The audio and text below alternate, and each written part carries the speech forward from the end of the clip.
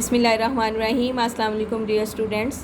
आज हम लोग सिलेंड्रिकल प्रोजेक्शन की थर्ड टाइप जो है वो ड्रॉ करना सीखेंगे, which is called the Mercator's projections. इसके बारे में मैंने डिटेल से आपको पहले भी बताया था कि मर्केटर प्रोजेक्शन जो है इसको हम जो है वो दो तरीक़ों से ड्रॉ करते हैं। एक ग्राफिकल मेथड है और एक मैथमेटिकल मेथड है।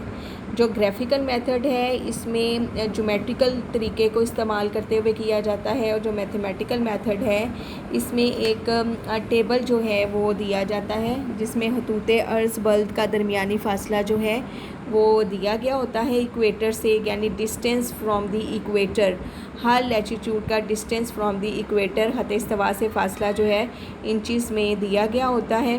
तो जो आपका रिड्यूस रेडियस ऑफ अर्थ निकलता है उसके साथ आप उस गिवन जो टेबल है उसमें वैल्यू को मल्टीप्लाई करते हो, तो वो आपका जितने इंच का निकलता है आप उतने इंच की कंपास खोलते हो और उसको ड्रॉ कर लेते हो। मैं आपको मैथमेटिकल मेथड से ही इसको ड्रॉ करना जो है वो सिखाऊंगी। अब जो मर्केटर प्रोजेक्शन है इसको जैसा कि आप जानते हैं कि हम सही सेम प्रोजेक्शन जो है वो भी कहते हैं, क्योंकि इसमें जो डायरेक्शन है वो काफ़ी हद तक जो है वो ठीक रहती है।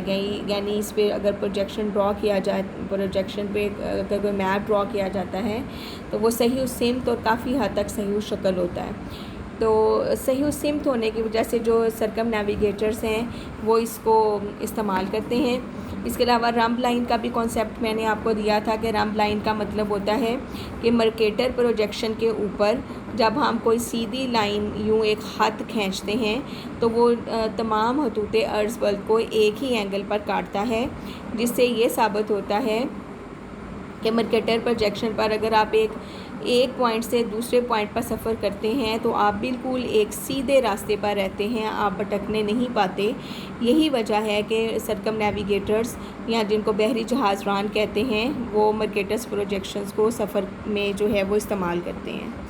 अब इसको ड्रॉ करने का तरीका ये होता है कि जैसे पहले हम लोगों ने सारे क्वेश्चंस जो हैं वो सॉल्व किए हैं। अगेन मैं यही में से एक क्वेश्चन जो है वो आपको बताती हूँ। जैसे ये क्वेश्चन आपको नज़र आ रहा है जिसमें जो है स्केल जो है वो दिया हुआ है 1:125 मिलियन, ग्रेटिकुल इंटरवल 15 डिग्री। आप समझे कि यही क्वेश्चन आपको दिया गया हो और कहा जाए कि आपने मर्केटर्स प्रोजेक्शन ड्रॉ करना है तो आप उसके लिए सेम ऐसे ही रिड्यूस रेडियस ऑफ अर्थ निकालेंगी, जो कि जिसका फार्मूला है actual radius of earth multiply scale. Actual radius आपको पता है कि 250 मिलियन इंचज़ होता है, उसकी वैल्यू आप लगाएं, जो स्केल दिया हुआ है उसकी लगाएं। जैसे हमारा इधर रिड्यूस रेडियस निकल आया 2 इंच। इसके बाद आप सेम लेंथ ऑफ इक्वेटर जैसे निकालते हैं 2 पाई मल्टीप्लाई आर वाला फार्मूला लगा के, वही आप फार्मूला लगा के निकालें। जैसे इस क्वेश्चन में 12.6 इंच की लाइन निकली हुई है। अब इसको ड्रॉ करने का ये तरीका है कि इसमें आप क्या करते हैं, जो जितने इंच की आपकी लाइन निकलती है, जितने इंच की आपकी लाइन निकली है 12.6 इंच की, मिसाल के तौर पर आपने ये 12.6 इंच की जो है वो लाइन ले ली इधर, ठीक है। अब आपने क्या करना है कि इस लाइन में हाफ से ज़्यादा कंपास खोल के, जैसे पहले आपको मैं सिखाती हूँ कि इस ख़त की आपने तनसीब कर ली, यूँ जी आपने इस ख़त की तनसीब कर ली जैसे हम पहले जो है वो करते हैं, यूँ ये तनसीब हो गई, समझे। फिर क्या है कि लॉन्गिट्यूड्स उसी तरीके से ही लेने हैं जैसे आप सिलेंड्रिकल प्रोजेक्शन की पहले दोनों टाइप्स में लेते हैं। यानी 30 का एंगल आप इधर लेंगे, 30 का एंगल आप इस कॉर्नर पर लेंगे और आप लॉन्गिट्यूड्स ले लेंगे। मिसाल के तौर पर आपके वो निकल आते हैं 30, 60, 90, 120, 150 और 180। इस तरह से आपके जो हैं वो निकल आए। इसी तरह से आप दूसरी साइड पर लेंगी और आपके ये निकल आए 30, 60, 90, 120 और 150 और 180। यानी ये आपके लॉन्गिट्यूड्स लेने का सेम यही मेथड होगा जिस मेथड से आप पहले जो हैं वो लेते हैं। अब लैटिट्यूड्स किस तरह से लेने हैं कि वो एक टेबल दिया गया होता है जिसमें डिस्टेंस फ्रॉम द इक्वेटर जो है वो दिया गया होता है। इस वक्त वो मुझे टेबल नहीं मिला, इंशाल्लाह मैं उसको ढूंढती हूँ। तो फिर मैंने यही समझा था कि ये आपकी कॉपी में होगा, लेकिन आपकी कॉपी में वो टेबल नहीं है। तो मैं एक और बुक है उसमें से सुबह जो है वो तलाश करूँगी और फिर आपको नोट करवाऊँगी। वो टेबल कुछ इस तरह से होता है कि उसमें जैसे 10 डिग्रीज़, 20 डिग्रीज़, 30 डिग्रीज़ और इसी तरह से करके टोटल जो 90 डिग्रीज़ हैं वहाँ तक जो है वो डिस्टेंस फ्रॉम दी इक्वेटर जो हैं वो दिए हुए होते हैं। आपने क्या करना है कि जो भी मिसाल के तौर पर ये डिस्टेंस दिया हुआ है, फिर ये दिया हुआ है, फिर कोई ऐसे करके समझे कि ये मैंने एक रफली बनाया है। ये 10 डिग्री वाला समझे कि इतना डिस्टेंस है, 20 का इतना है, ये इंचज़ में होते हैं। ये सारे डिस्टेंस इंचज़ में होते हैं। Distance from the equator in inches. Inches में आपने क्या करना है, जो आपका रिड्यूस रेडियस निकलता है, जैसे हमारे इस क्वेश्चन में निकला था 2 इंच, तो आपने जो 10 डिग्री वाला है 0.07 मल्टीप्लाई 2 करना है।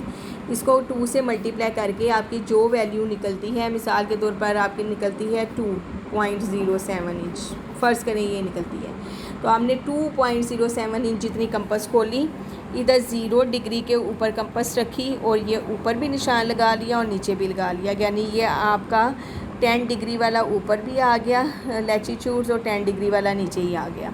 इसी तरह से जो जो वैल्यूज़ दी गई होंगी उनको हमने डिस्टेंस फ्रॉम द इक्वेटर से मल्टीप्लाई करते जाना है और इक्वेटर वाली लाइन पर रख कर तो निशान लगाते जाने हैं। मिसाल के तौर पर अगला निशान समझे ये लगा, नीचे भी ऊपर भी, फिर ऊपर ये लगा, नीचे ये लगा। इन निशानात को आपने यूँ बढ़ा देना है तो ये आपके लॉन्गिट्यूड्स जो हैं वो सारे ये आपके सारे के सारे लैटीट्यूड्स यानी हदूते अर्ज़ बल्द आ जाएंगे। तो ये आपका मर्केटर प्रोजेक्शन इस तरह से जो है वो ड्रॉ होगा। इसको मैं पीछे दिखाती हूँ, ड्रॉ हुआ जो स्टूडेंट्स ने ड्रॉ किया हुआ है।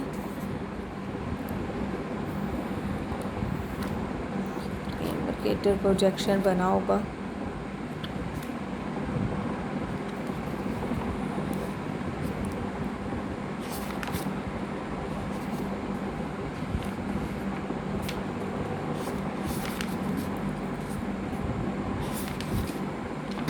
ले जी, इस कॉपी पे भी नहीं बना हुआ।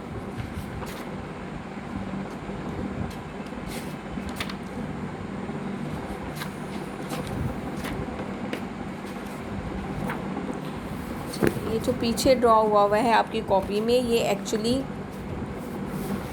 मैथमेटिकल तरीके से नहीं ड्रॉ हुआ, ये ग्राफिकल तरीके से जो है वो ड्रॉ हुआ है। जो मैथमेटिकल तरीका है उसमें हम यूँ ड्रॉ नहीं करते हैं। ये देखिए, इस दायरे को छोड़ दें, इस तरह से ये प्रोजेक्शन की आपकी शक्ल जो है वो बनेगी। बिल्कुल इस शक्ल का जो है वो आपका मर्केटर प्रोजेक्शन ड्रॉ होगा। उसमें हम ये दायरा ड्रॉ जो है वो नहीं करेंगे। सिंपली हम लोग इस तरह से ये जो इक्वेटर वाली लाइन है 0 डिग्री वाली ये लेंगे, लॉन्गिट्यूड्स बिल्कुल वैसे ही लेंगे जैसे हम सिंपल सिलेंड्रिकल में और सिलेंड्रिकल इक्वल एरिया प्रोजेक्शन में लेते हैं। सिर्फ ये जो लैटीट्यूड्स हैं ये उस टेबल में दिए गए जो इंचज़ होंगे उसके मुताबिक लेंगे।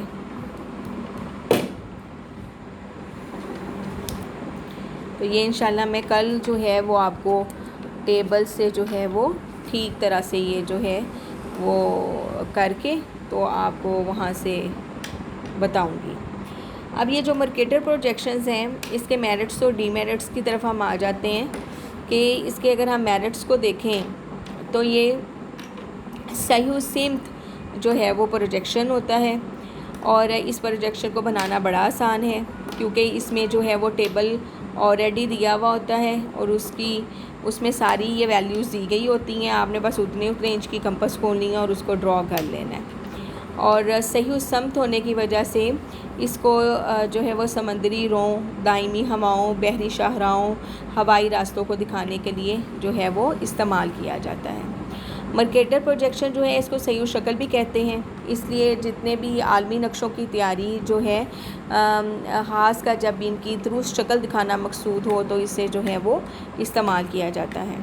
अब अगर हम इसकी हामियों की तरफ आएँ तो इसमें कुछ हामियाँ भी हैं, वो इस तरह से कि मर्केटर प्रोजेक्शन जो है वो कुतबी इलाकों के नक्शों की तैयारी के लिए मुनासिब नहीं है, क्योंकि वो फिर अपने असर रकबे से 10 गुना बड़े बनते हैं। क्योंकि इसमें भी अगर देख लें आप, इक्वेटर से ऊपर जाते हुए भी जो लैटीट्यूड्स हैं वो एक जितनी लेंथ के रहे हैं, तो जो फिर कुतबी इलाकों के करीब इलाके होंगे वो फैले फैले से जो हैं वो नज़र आएंगे, उनका अपने असर रकबे से 10 गुना जो है वो बड़े आपको जो है वो नज़र आएंगे। यानी इस प्रोजेक्शन को आप सही शक्ल और सही सिमत तो कह सकते हैं, लेकिन आप इसको मुसावी रकबा नहीं कह सकते। और हद इस्तवा से अगर हम शुमाल या जुनूब की जानब अगर हम मूव करते हैं तो हदूद अर्ज़बल्द का दरमियानी फ़ासला बढ़ता जाता है, और फासले के बढ़ने से हदूद अर्ज़बल्द की लंबाई भी बढ़ती जाती है, जबकि हकीकत में इक्वेटर से फ़ासला बढ़ते हुए जो हदूद अर्ज़बल्द हैं वो छोटे होते जाते हैं। कुतबी इलाकों के नक्शे प्रोजेक्शन के लिए इसीलिए आपको बताया है कि बनाना तकरीबन नामुमकिन होते हैं।